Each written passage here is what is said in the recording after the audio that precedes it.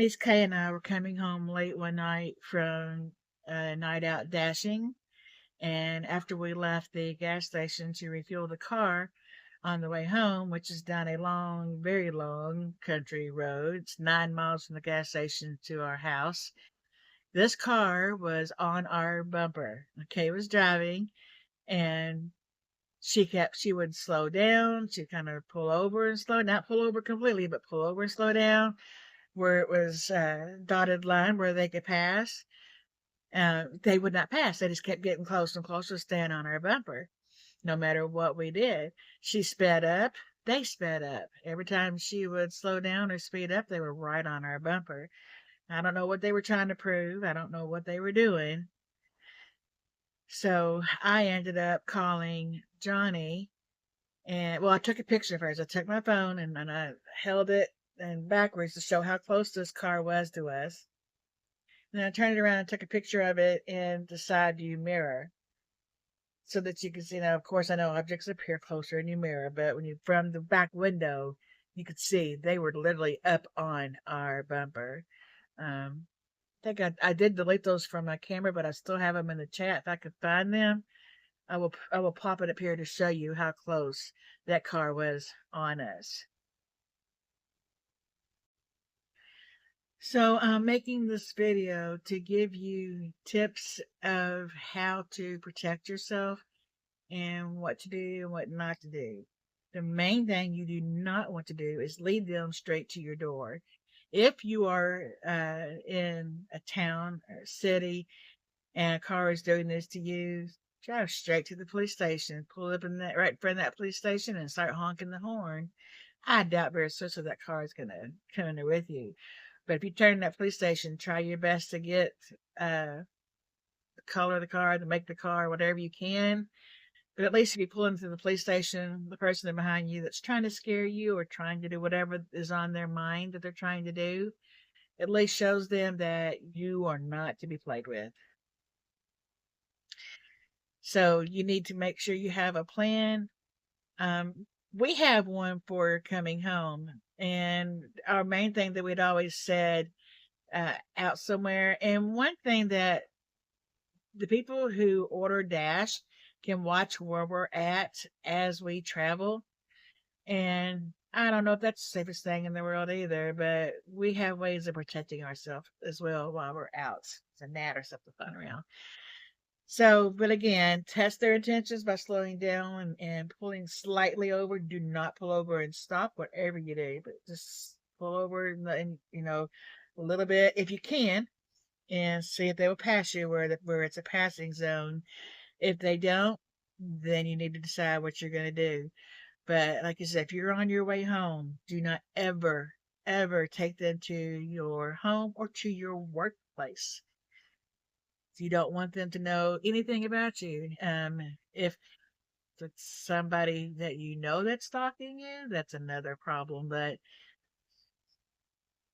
uh, call the police, call 911, and let them know so and so's following me or someone is following me if you need to. And use your gut. Don't play around with your life. It's not worth playing around with your life. So our plan was, so we called Johnny early enough away from our house. And the thing is, we have where it's 9 miles to our home, but it's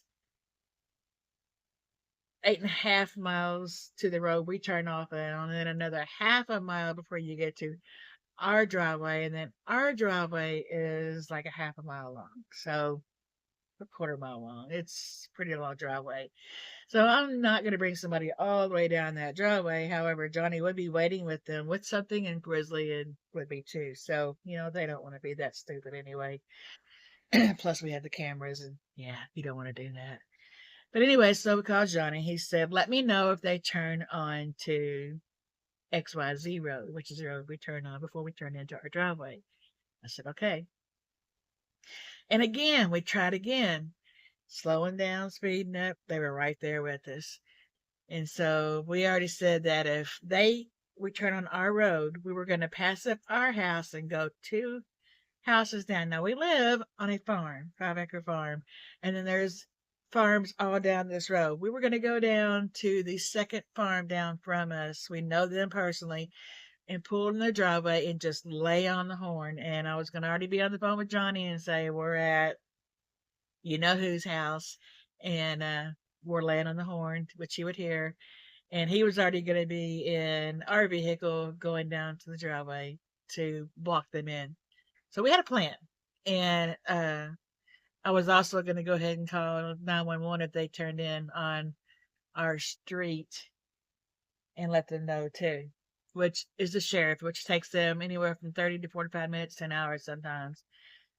So, in the country, sometimes you just got to handle things yourself until they get here. So yeah, don't lead them to your doorstep. Don't lead them to your job. Man, that gnat's driving me crazy. So, and always establish an alternate safe spot if you're dashing like we are.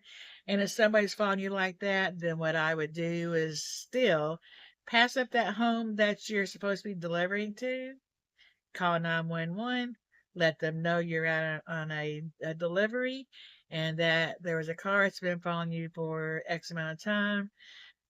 Pass up where you're delivering to, maybe go 2 or 3 houses down and turn into that driveway and see what they do. So, I mean, if they just got behind you on the street you turned down to do the delivery, they might live there. I'm talking about somebody's been following you for a while. Like this car had been following us for miles. And so we just wanted to make sure that we had a plan and that we were safe. So make sure you have an exit plan no matter where you're going to be and who you're with on how you are going to change that. And again, stressing bypass your home and bypass your employment, bypass your delivery if that's what you're doing to make sure that you are safe. Do not hesitate to call 911. Always have a safe person also that you can call. So again, the car did not turn onto our road. So thank goodness for that. We were safe, but we did have a plan just in case they decided they were going to do so. And we kept watching for them maybe to come in later, but they did not. So we got down our long driveway, got our lights off, and we were home. So yes, where you are okay. But be prepared, not scared, just emphasizing to make sure you have a plan, have your peace of mind to be safe, and comment down below if this has ever happened to you or to someone that you know.